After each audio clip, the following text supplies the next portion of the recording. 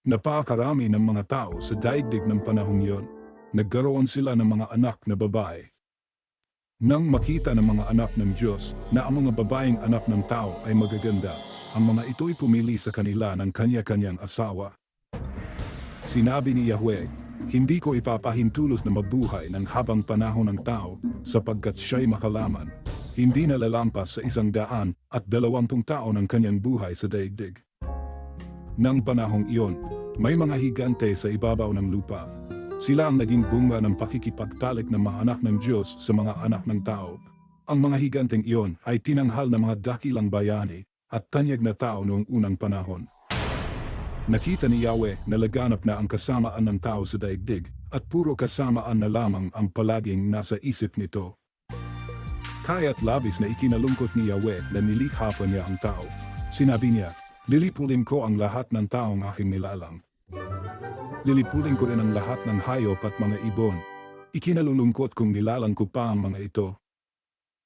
Ngunit si Noe ay naging kalugod-lugod kay Yahweh. Ito ang kasaysayan ni Noe. Matuwid at mabuting tao si Noe noong kanyang kapanahunan. Namuhay siya ayon sa kalooban ng Diyos.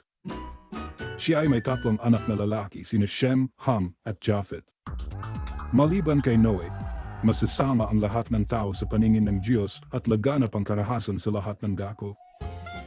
Ito ang kalagayang nakita ng Diyos sa buong daigdig, namumuhay sa kasamaan ang lahat ng tao.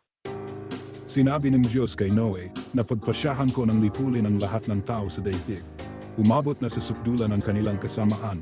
Gugunawin ko sila kasama ng daigdig. Kaya gumawa ka ng isang malaking barko na yari sa kahoy na sipres. Lagyan mo ito ng mga silid at pahiran mo ng alkitran ang loob at labas nito. Ang barkong gagawin mo ay 135 metro ang haba, 22 metro ang luwang, at 13.5 metro ang taas.